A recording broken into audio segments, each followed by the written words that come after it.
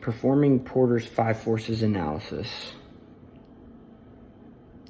In the circle, bargaining power of suppliers, threat of substitutes, bargaining power of buyers, threat of new entrants.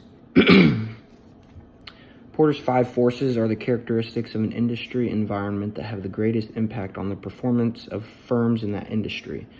The fundamental mistake that students and most other people make when analyzing these forces is that they analyze them from the perspective of an individual firm within an industry.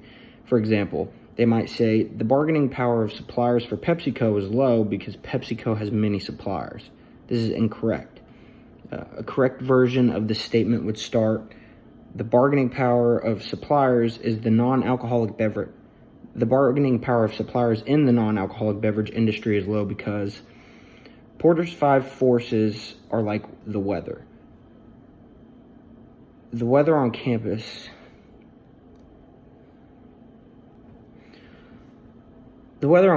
is the same for every person on campus. However, different people make different decisions to deal with the weather.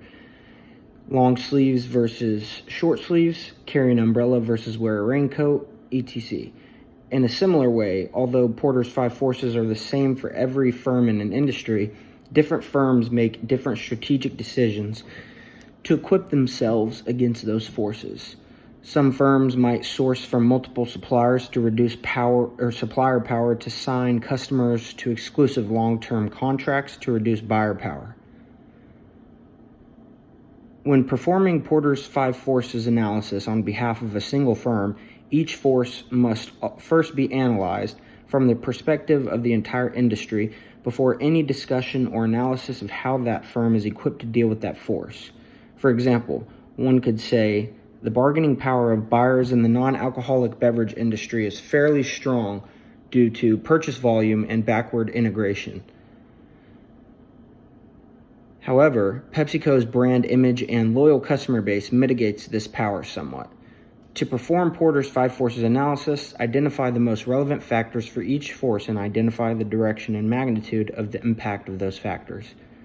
If most of the impact indicates a strong force, identify the force as strong.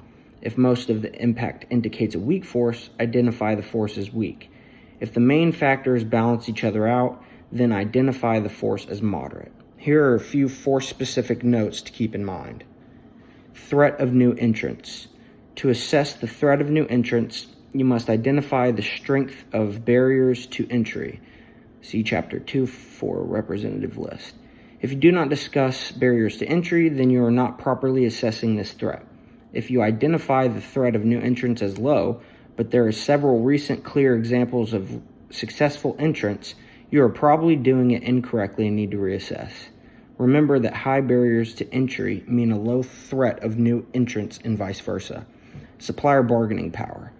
In Porter's 5 forces analysis, suppliers are firms that sell inputs to an industry. Suppliers do not sell directly to buyers unless suppliers are forward integrated or buyers are backward integrated. To assess supplier bargaining power, you need to identify the most important suppliers first.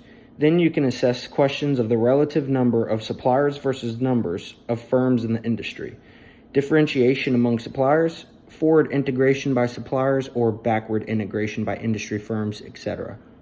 Buyer bargaining power. In Porter's 5 forces analysis, buyers are direct customers that buy products or services from an industry. Suppliers do not sell directly to buyers unless suppliers are forward integrating or buyers are backward integrated. To assess buyer bargaining power, you need to identify the most important buyers first.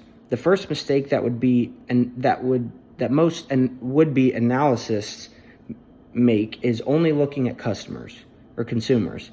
Consumers are very often not the buyers that should be analyzed. For example, with PepsiCo above, consumers do not buy directly from PepsiCo or any other non-alcoholic beverage manufacturer.